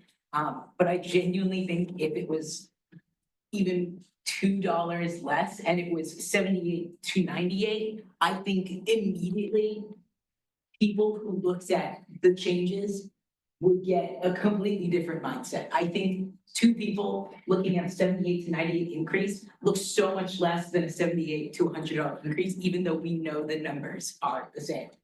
So that's just my piece. I think we can still make it work with the 22, and we should go for it.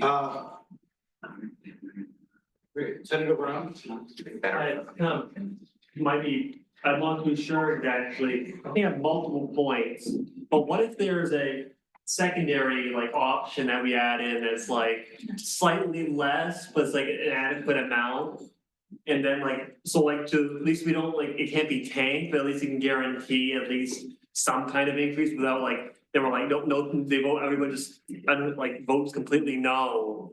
And then we can at least still get some kind of an increase in there, maybe they'll find it somewhat adequate. President, want to respond to that? Yeah, just based on procedure, it wouldn't work if we were gonna go there, because the vote has to be by a majority of the students, right? So if you do three, even if the majority was, say, the majority of people out of the 3 options, right? Passed the $22, but it didn't meet the 50% threshold, nothing happens. So I'm with the vice president on this one. One option, we make the decision. And of course, then they make the decision, but that's why we're here. Representative Merchant? Yeah, so I guess I just wanted to highlight on just like the various points that I've made, and just, I guess I want to comment on the fact that I feel like some of the hesitation that is just coming from members of this body is because of the fact that we're just feeling that we're not gonna get the support, or we're gonna get a lot of apathy, or just apathetic people coming in droves and saying we're against $22. Come hell or high water, excuse my language, but I want to choose to believe in people. I feel that we as student leaders, we represent the best in our campus in every way, shape, or form. And that we can definitely find and bring out the best in our students and our peers and everywhere else. So honestly, if we're really going to just, if any of us are feeling that $22 is unreasonable just based on just drawing up support or just by any means, I recommend to y'all, let's do tabling. Let's show up to the town hall as what President Tripp has mentioned for tomorrow. Let's drum up support. Let's keep talking. Let's not shut up about it, because I would rather spend a bunch of time on something that may pass than not do anything at all and it's guaranteed not to pass. So I think we should still just full Senate $22 and really just drum up support and get people engaged. Even if there's like a 10% interest, that's still 10% interest from just that one. I'm so sorry, let me rephrase that. Even if we're getting 10% interest from one person, that is still interest. And that will amount to something. So let's just be mindful of that. I just want to say real quick, I'm seeing the hands, but there's also people that are speaking that don't typically speak, and I want to give them a chance to. Representative Tanaka? This might be a little inflammatory. I'm just gonna preface it. But like $22, like this was 2005, and you said that, I'd be like, it's expensive. Like, I'm not paying $22. So if you live in like 2025, like $20, that's like a McDonald's meal. Like, come on, like that's not even that much. Like, I feel like we're overthinking it just like an ad, because like it's $44 over the course of like, I don't know, a year. Like we get paid like what, $15 minimum wage? That's like what, 3-4 hours work? It's it's not too bad for a year increase of like, you can go to get food trucks, you can go to get comedians, all these like other things, like opportunities open up, like, I feel like we're overthinking the $22 increase just a tad bit. And I feel like students wouldn't even like think that, like, if I saw it on my portal, I'd be like, damn, okay, well, it's a little more expensive, well, you know, like, it's not really that big of a deal to me. I mean, I look at like tuition or like housing or stuff like that. Something that small is just like, oh yeah. But that's just my two cents. If they walk. So I agree with the $22 increase. And I think we're underestimating how much people have been hurting from the lack of funding that they're receiving. Like just today, cutting back tier funding, $2,000 for tier 1, $1,000 for tier 2. People are gonna feel this and they're gonna wanna know why and how they can change it. So I know myself alone and having been talking with a lot of these sports clubs and how I will be talking with a lot of these sports clubs over the next month. There will be a lot of opportunity for us to start recruiting people and explaining how we can change it, how we can make it better for them. But that is more than just sports clubs, because like VP Peterson brought up how many clubs came in, we could not fund their whole trip or only got portions or just couldn't get anything at all. There are a lot of people who know that there are issues and are actively looking right now for solutions and presenting it. The max of $22, which I personally think we should put forward, is the open solution. Senator Collmore? I agree to also, going back a little bit to the discussion of like who we're gonna get to vote. I feel like there was a comment I remember overhearing in the union, and I don't know who this person is or what stance they hold, but they apparently didn't get funding for something and they thought that UMSG was really stupid for not giving them money. And so I feel like if we were to kind of pose this in a way that was like, we'll be able to help you with that funding and stuff, the people that are gonna vote are the people that feel passionate about something enough to call us stupid for not giving them money for something. So hopefully we get the people that are actually gonna participate in the voting anyway to do it, because you might ask your friend, oh, do you think a $22 increase, or someone who's not gonna click on the link or something, so I think we can target the right people. Senator Kearns? Question for the speaker.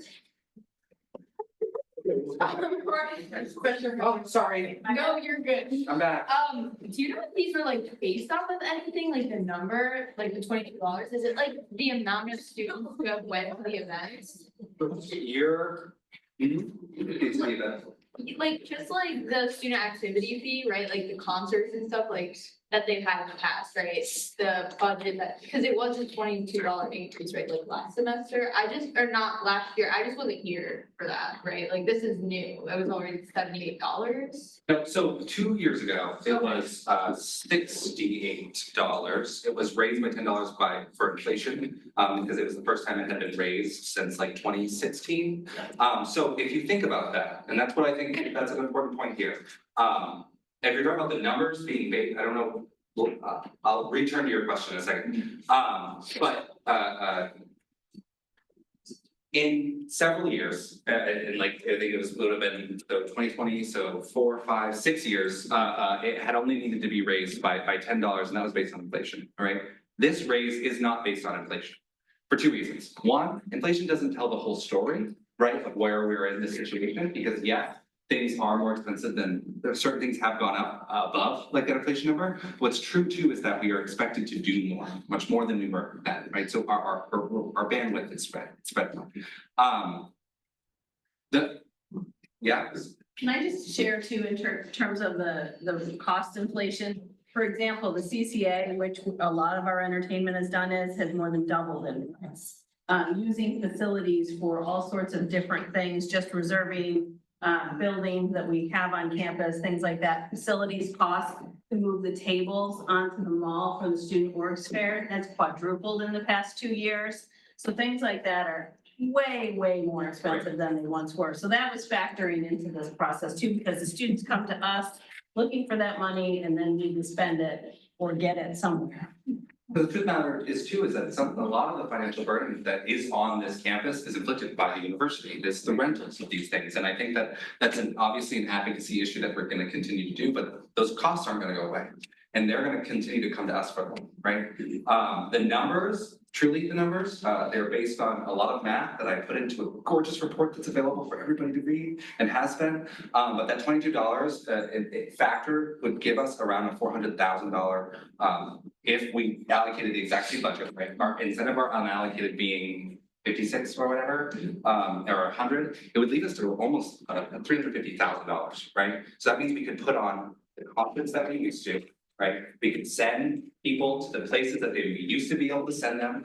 The other thing too is I don't know how many conversations you all have had about fundraising efforts, but they're not going well. And that's something that we've had to push student orgs to do. They need to do more of their fundraising, but that share of wealth isn't there, right? The spreading of that. So a lot of this has to do with, again, this collective affordability. It's what we can afford together. And I see the concerns about the apathy on this campus, but that's part of how the student activity fee has always functioned, right? There's always a sect of students that don't partake in it, but do pay it, and that's just how it is. But you know, I think that what paying in, you will get out of it what you pay in if you want to, and that's the important part. I saw one of the new senators, do you still?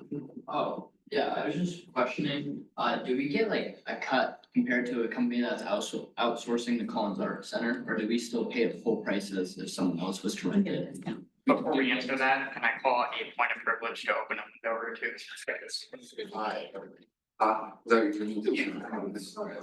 Yeah. I was gonna say, we have a. You guys got it? Say I deem you appropriate to open the window for me. Is that Mr. Delco, wanna answer that favor? Yeah, we do get a discount, in terms of some things, so the complementary arts, they do absolutely. Some places like facilities, table movement and things like that, moving things from place to place, there's 0 discount. So it is, like President Tripp said, there is a problem with charging each other in the university, but that's a different topic than that. Different battle we are fighting. Senator Bowman. In the past, regarding big changes to how we spend our money, I've been fearful for the worst, and just so happened that the worst has happened. I'm not saying that's gonna be the case this time. I would just like it to not be. I would like to minimize any chance there is for the worst to happen. In my mind, the worst that's gonna happen is, we have a week in which people can vote. Say we get a few people voting in the beginning, and then IFTAC gets a hold of it, social media gets a hold of it, and people love to talk bad about student government on social media. And so people are saying, go to that email and just vote no for it. They wanna charge you an extra $44 a year. Well, right, do they have to do that? And then it just doesn't pass. It all of a sudden just goes away, and any hope that we had of increasing it for the next year is gone. I feel that I would rather not have that happen. I'd rather be safer. Cutting it just to half that much, just 11. It's not as much that we can work with, and I would so much want to have the $22 increase. I just, again, don't think it's gonna happen, and I always try and err on the side of caution. Representative Guzman. Yeah, I think a lot of you bring really good points to the conversation. And I think I want to bring in some statistics in here. So for context, I do a lot of marketing research and I do a lot of statistical work within looking at enrollment numbers and just student data in general. And yeah, of course, we want to talk about, I think, I wrote down a lot of points you were talking about. And the first one I want to start with is the COVID effect and also, the educational principle behind that, and spreading our brand awareness too. So, COVID happened, that's definitely a thing. And because of that, a lot of students lost their touch with what student government is and what student government does. And it took student government a lot to recover from that. But now we're stronger and better than ever, with a group representative of the student body with different majors, different demographics, different backgrounds. We all have different financial situations. And with that, we talk about spread and educate, that educational awareness to students about what we do and what resources we offer. And so with that, I think obviously, sure, we want to we want to do our part in advocacy. And we want to educate students on what their activity fee is going towards and what this activity fee increase or proposed activity increase would mean. But I also want to touch back that it's also a departmental issue. So when we talk about departments, I think a plug I want to put into here is the business school. We've seen more Maine business school student first year participation than ever before. But that's because the advisors at the Maine Business School are doing their part to educate first year students coming in on what resources are available to them than in their own departments. So extending, that branch forward to get that educational awareness, and we're seeing more student participation than ever. So this is also a departmental revision than a student government revision and how we, publicize whatever we're gonna do. Additionally, when it comes to publicity, when it comes to that $100 increase, I think I want to touch on a point that Cass, Representative Belay brought up, which was a $100 fee just sounds implausible. If we market it like that, people are not going to basically, support it. And that goes to the whole marketing principle of loss aversion and perceived value. So if we split it up, you're gonna pay, a $44 increase per semester, let's just say, $22 increase per semester. That's a lot more palatable and more people are inclined to want to do that.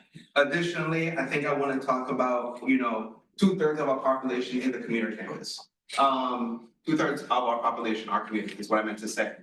And, tying that in, a lot of the commuters don't even realize the resources that they're using are because of UMSG. So, we want to talk about, the free tickets on Wednesdays. You hear that, obviously, that's something you want to do. But how much of that is like, UMSG did that? And we also talk about, the publicity as well. All publicity is good publicity marketing, whether that be bad publicity. So even if it's bad publicity, people are still putting eyes on UMSG and doing the incentive to want to learn more about what we do or what our organization does. So how can we turn that into something that's positive for us and beneficial towards the student body? And let me see. And more than ever, we look at student participation, we look at enrollment numbers, we look at how many students are now living on campus and the housing situation. And with that, more student organizations are being made by the numbers. Every year we see an increase in our student organization. Some go, but more get made in the process. And with that, I'm all in support for a $22 increase per semester for this student activity. President Drew? I would also err on the side of caution, this is me kind of just standing on my own business right here. The Senate cannot be held hostage by UCAC. It just can't. Nothing on UCAC has ever turned into anything, and trust me, I was there, I've been there, I have cried in Lori's office about UCAC, and I have come to the conclusion that it does not matter, guys, it doesn't. When I was running for president, I remember the awful things that were made on the cults, all these other things, right? Guess what? I said before you, it's President Tripp. Didn't change anything. And that's how I see it affecting them. I just don't see it. It's invisible, it's fake, it just doesn't translate into an actual action. It never has, I've never seen it happen. And I really do think that this Senate is more powerful than an anonymous Twitter app. And I think that you people putting your faces behind this is what's gonna matter. I'm gonna put my face behind this. And I really do think that we can get it done regardless of what somebody anonymously wants to put on some app that nobody sees. Yik sucks. Senator Weber? I'd just like to backtrack on a ton of people's points. There is so much more involvement on the campus, so those people that will vote for this are gonna be those that are involved. And those people, that number getting bigger is only gonna be for the people that are getting involved. Those new people who do want this and do want the change to be made, that so they can get what they believe like they deserve to run their club. The people who aren't gonna vote on this are gonna be the people who just go here and do nothing. Those people aren't gonna be active in this process at all. What we are getting is those new people who do need this money, who do value what we do and are getting more and more of them. We have so many more people, including myself, that are here just from this year. And those people do matter and they will be a part of it. And I don't think a person like on Yick or on these things will force those others to get enough momentum to cause that way. If we put all of like, put everything and all of the belief behind this idea, we like, it'll, I think it'll pass the creek. That's all I'm saying. I think it'll pass. Whatever you want. Pro, I'll say anything next.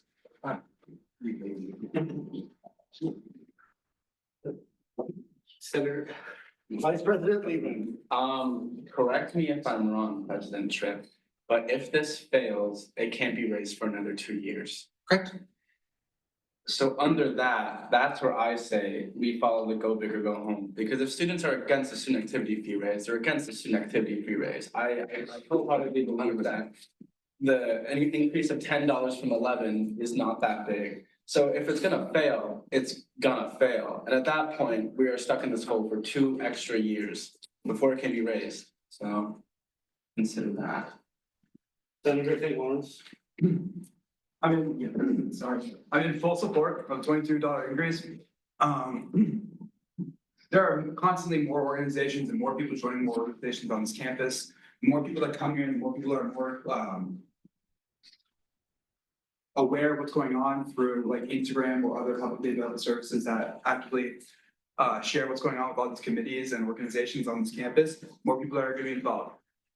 Like, be loud and have like a decent chance to get this approved and give more people more support than ever before. $22, it does sound like a lot, but it's less than the average order at McDonald's nowadays, so let's increase this. This is third period, be loud, like you see on the Jumbotron, the hockey game. Get it out there, we can actually do this. There's so many. Okay. Yes, I have been, thank you. I'm aware, and I'm calling out people that don't speak about. Senator Martone. I am ready to vote on a $22 increase there. Fantastic. Okay. I'm gonna take one more and make it worth it, and then after this, we're gonna do a preliminary vote. Senator Jolin. I was gonna say, we should take an informal vote. Last. Representative Merchant. Okay, so I know we've spoken about $22, but I want to at least speak on the $11. Now, as everyone has mentioned before, for various topics, if we vote on $11, just because it's the safest option, and if it passes, 2 years may not seem like a long time, but it is a long time. And a lot of stuff can change. We're in an ever-changing world. A lot of things are never guaranteed. And yet, $11, yes, it might be safe. It might be the easiest option. But it isn't the most healthiest option, at least in my opinion, because of 2 things. The first one being, again, the timeline is 2 years. It will take 2 years for us to raise the student activity fee again, and a lot can change and happen in 2 years. And the second thing, honestly, $11 to $22 doesn't seem like too much of a large increase for me. And again, if we just market ourselves and just talk about this whole thing and use our voices to stem misinformation and to uplift voices and even answer questions about anything at all, I think we can definitely do that and at least be that bridge as we are always supposed to be with student government. And I know I'm gonna say this to end off, and it sounds very cliche, but as Obi-Wan Kenobi had said, one big leap requires 2 steps back. And we are at these 2 steps back, right here, right now. How we do that from here until voting, which I will be very loud and very clear about having to vote along with everyone else. Be proactive, be loud, be truthful, and be impassionate. This is our community. Let's do our community right for today, tomorrow, 2026, 2028, for the rest of what we are as a campus. Okay, we're gonna do a preliminary vote. I'm just curious if, what I would like to know is what number I bring next week. So raise your hand if next week I put through a $22, that resolution, you would vote yes for it. Wait, repeat question, can representatives vote right now? No. Representatives can't vote, period. You can vote half, so you will eventually get there. But what matters first is Senate, right? Raise, put your hands down. Raise your hand if you wouldn't vote for the $22 increase. I'll see you next week. I think that can be the end of that. As Vice President, I'd like to reclaim. Thank you very much, Senator Payne. That was awesome. That concludes new business. Seeing nothing from main motions or executive session, we are now for special orders and announcements. Any member of UMSG Inc. may address the GSS for not more than 5 minutes. President Tripp. Cabinet will be online tomorrow morning and it will be exclusively Zoom, so don't get out of bed before. Any other special orders and announcements? Senator Cowan. I know it was like 2 hours ago when I mentioned it, but there are a lot of volunteer opportunities coming up and I'm gonna drop them all in the chat. So if you're interested in any of them and want more info, please reach out to me personally. Thank you. Vice President Levesque. If anybody is interested in being a team leader for the May Day meal pack out, I'm going to share with everybody in this room, because I think every student leader, regardless of honors, college, not honors and college, but honors or college, could be part of this. You send meals all across the state of Maine, and we're actually expanding the food pantries that we're going to. So we're going to different counties, we're going further, farther, and we're doing a lot better. We have way more meals. We have over 100 meals right now with food pantries until we hear from others. So if you're interested in being a team leader, I will send out that little blurb in the chat if anybody's interested. There's special orders and announcements.